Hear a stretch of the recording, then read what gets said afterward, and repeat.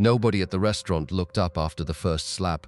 They assumed it was an accident, a dropped tray, someone bumping into another customer. Then came the second, then the third. The sound echoed across the dining room. By the fifth, forks stopped moving. By the 10th, the pianist in the corner stopped playing. By the 17th, even the kitchen staff were standing in the doorway. No one spoke, not because they were afraid, because they couldn't believe what they were watching. My daughter-in-law, Brianna, had just slapped a 71-year-old man 17 times. Me one slap for every year. She later said that I'd been living off her husband. The manager hurried over. "Ma'am, please." She pointed at me before he could finish. "This freeloader has been bleeding my family dry since before I even married into it." Several customers looked at me with disgust. Others looked confused. One elderly woman quietly shook her head. My son, Tyler, finally stood. For one brief second, I thought he was coming to help me. Instead, he gently took Brianna's wrist, not to stop her, to comfort her. "It's okay, you made your point." Then he looked directly at me. "Dad, you should leave." No anger, no guilt, just inconvenience. As though I had interrupted their dinner, I picked up my glasses from the floor. One lens had cracked. A waiter offered me a clean napkin because blood was running from the corner of my mouth. I thanked him, folded the napkin once, pressed it against my cheek, then looked at Tyler. "I only came to give you something." He didn't answer. Brianna laughed. "If it's another sob story, keep it." I nodded. "All right." I placed the small paper gift bag on the empty chair beside them, untouched, turned around, and walked out. It had been Tyler's birthday. I hadn't forgotten. Inside the gift bag wasn't money, wasn't jewelry, wasn't a check, just an old baseball glove. The first glove we ever bought together. He was 9. His mother stitched his initials inside because he kept losing it during Little League games. Last winter, while cleaning my attic, I'd found it, spent 3 evenings restoring the leather, replacing the laces, polishing it until it looked almost new. I thought he'd smile, maybe even laugh about the old days. Instead, it was probably still sitting on that restaurant chair. Rain started before I reached my truck. Heavy rain. The kind that makes parking lot lights blur together. I sat behind the steering wheel for nearly 20 minutes without starting the engine. Not crying, not angry, just empty. Then someone knocked on my window. The waiter, the same young man who had handed me the napkin. He held out the paper gift bag. "Sir, they left this." I looked inside. The baseball glove was gone. Only one thing remained, a folded birthday card, across the front, in my own handwriting. For my boy. The waiter looked embarrassed. "I'm sorry." They threw the glove in the dumpster. For the first time that night, I felt something. Not rage, disappointment, the kind that settles so deeply. It becomes quiet. I thanked him. He walked away. I started the truck and drove, not home, not to a police station, not to a lawyer, to the old municipal stadium on the other side of town. The stadium where Tyler had played baseball every Saturday for 8 straight summers. Most people didn't know it anymore. The city had closed it 2 years earlier. But every light was on. The parking lot was full. Television vans lined the entrance. Construction crews hurried back and forth. As I stepped out of my truck, a reporter ran toward me. "Mr. Bennett, we've been trying to reach you all evening." I frowned. "About what?" She blinked in surprise. "You mean, you haven't heard?" Before I could answer, the stadium scoreboard suddenly lit up. Across the giant screen appeared 6 words. Bennett and 5 grand reopening. Tomorrow. Then my own photograph filled the screen. The same photograph Tyler had once kept on his bedroom dresser when he was 12. The reporter smiled. "The mayor's waiting for you." I looked back toward the restaurant several miles away. My son still believed he'd humiliated a helpless old man in public. He had no idea, by sunrise, the entire city would be talking about the man he'd been too embarrassed to call his father. The reporter wasn't exaggerating. The mayor really was waiting. So was the parks commissioner, the local news, 3 former professional baseball players, and nearly 200 volunteers wearing shirts that read, "Play Again Project." I hadn't seen that name in almost 8 years. Not since I quietly stepped away from it. The mayor smiled the moment he saw me. There he is, the man who started all this. Camera flashes exploded. I instinctively stepped backward. "I think you've got the wrong person." The parks commissioner laughed. "You've been saying that for 20 years. He handed me a hard hat. Come on, the field isn't opening itself. As we walked through the stadium, every few feet someone stopped to shake my hand. Groundskeepers, contractors, youth coaches, cunts. Not one of them called me sir. They all called me coach. I hadn't coached baseball in nearly 30 years. Apparently, some names never leave you. The television interviewer caught up with us near home plate. Coach Bennett. People know the city donated the land. They know businesses funded the renovation, but very few know why this project even exists. I smiled.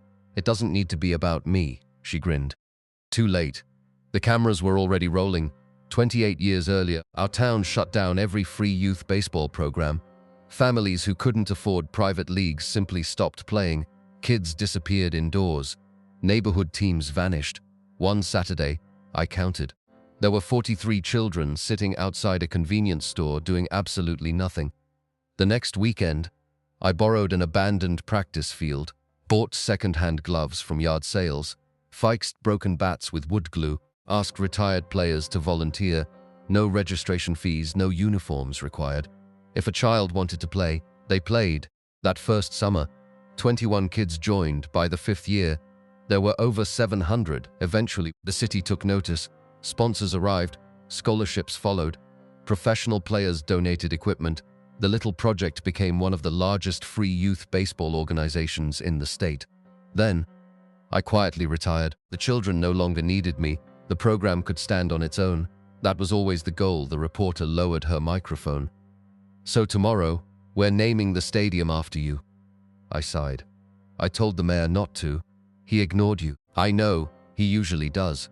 Everyone laughed just then. A volunteer hurried across the field holding a clipboard. Coach, we've got a problem. What happened?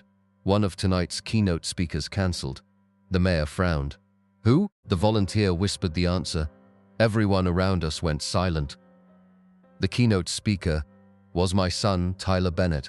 He had accepted the invitation 6 months earlier. The city believed he was coming to honor his father's lifetime of service. Instead, according to the volunteer, he had just called. I'm sorry, he says he won't be attending. The mayor looked confused. He sounded embarrassed. If only he knew why. Around 8 that evening, my phone rang. Tyler. His voice sounded nothing like it had in the restaurant. Dad, he stopped for several seconds. Neither of us spoke. Finally, he asked, why didn't you ever tell me? I looked across the empty baseball diamond. You never asked. I just found out. Found out what? The whole city. They're naming the stadium after you. I smiled sadly. They're naming it after thousands of kids. I only helped. His breathing became heavier. Brianna saw the news, and she thought it was fake. I didn't answer. Dad, I need to explain. No, you need to listen. The line became quiet. Then I said something I had never imagined saying to my own son. You weren't the worst part of tonight, he whispered. What? The worst part was watching the little boy who used to defend every kid being bullied stand perfectly still while his wife became the bully. Silence, long, painful silence. Then the line went dead. I didn't know whether he had hung up or simply no longer knew what to say. As I looked out over the freshly restored field, I realized tomorrow's ceremony had stopped being about baseball, because somewhere across town, my son had just discovered something far more painful than public shame. He had discovered that the man he allowed to be humiliated in a restaurant had spent 3 decades teaching other people's children how to stand up for those who couldn't stand up for themselves. The next morning, I arrived at Bennett Field before sunrise, not because I wanted the attention, because old habits never leave. If kids were going to run onto that field, I wanted to be the first person to check every base, every foul line, every dugout bench. At 71, I was still straightening home plate with my own hands. A groundskeeper laughed. Coach, you know we've got people for that now. I smiled. I know, but I sleep better if I see it myself. By 8 o'clock, the parking lots were full. School buses lined the entrance. Former players flew in from 7 different states. Some wore business suits, others arrived in military uniforms. One stepped out wearing a major league jacket, another had become a pediatric surgeon. Another owned 3 construction companies. None of them came because a stadium was opening. They came because of one old baseball coach, backstage. The event coordinator rushed toward me. Someone's asking if they're still allowed on stage. Who? She hesitated. Your son. I looked past her. Tyler stood near the entrance. Alone, no Brianna, no expensive suit, just jeans, and the same nervous expression he wore before every championship game when he was 14. He slowly walked over. Dad, I know I don't deserve this. No, you don't, he nodded. I just wanted to apologize before everyone gets here. I looked at him quietly. For what? For yesterday, for the restaurant, for all of it. I waited. He kept talking. I've spent years pretending I became successful by myself, but every person I met this morning knows me as Coach Bennett's son. He laughed bitterly. And yesterday, I acted like I was ashamed of that. Before I could answer, a black luxury SUV pulled into the restricted parking area. The doors opened. Brianna climbed out wearing oversized sunglasses. She looked around at the television cameras, then smiled, as if nothing had happened. She walked directly toward us. Good, I found you. She looked at Tyler. We're taking one family picture, and then we're leaving. Neither of us moved. She frowned. What? Tyler looked at her for several seconds, then calmly asked, Did you tell everyone at dinner why you slapped my father? She rolled her eyes. Oh, not this again. I'm serious. You embarrassed him. He embarrassed himself. No, you did. She laughed. You've changed your tune overnight. I finally saw who changed mine. She reached for his arm. Tyler, we're not doing this here. He stepped backward. No. We're doing it exactly here. The photographers weren't even trying to hide anymore. Every lens turned toward them, not because there was drama, because nobody expected what happened next. Tyler faced the crowd gathering near the entrance. Then, loud enough for everyone nearby to hear, he said, My father isn't the embarrassment in this family. I am. The entire entrance went silent. Brianna's smile disappeared instantly. What are you saying? I'm saying, I watched you assault a 71-year-old man, and I protected you instead of protecting him. She whispered angrily, Stop talking. He shook his head. No, I've been silent long enough. She looked around desperately. People weren't staring at me anymore. They were staring at her, not with hatred, with disbelief. She grabbed Tyler's sleeve. We're leaving. He gently pulled his arm away. No, you can. I'm staying. Then he reached into his jacket pocket, pulled out his wedding ring, placed it in her hand, not dramatically, not angrily, quickly. I married someone I thought was strong. I didn't realize cruelty was the only thing making you feel powerful. For the first time, Brianna had no audience laughing beside her, no husband defending her, no excuses left. She stood alone, then turned around, walked back to the SUV, and drove away.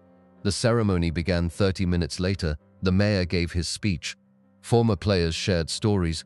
Children filled the field wearing brand new uniforms. Then the mayor invited me to unveil the stadium sign. I reached for the rope, stopped, then turned toward Tyler. Come here. He looked confused. I don't deserve to. No, but maybe today's where you start earning it. Together, we pulled the rope. The enormous blue banner fell away. Bennett tents of 5. The crowd erupted. Thousands of people stood applauding, not because a father had won, not because a son had lost, because everyone watching understood something. A family name isn't protected by money, or success, or pride. It's protected by the courage to admit when you've become the person your parents never raised you to be. And for the first time since those 17 slaps echoed through that restaurant, I felt the weight lift, not because revenge had been served, because the silence I'd chosen had finally taught the lesson that shouting never could.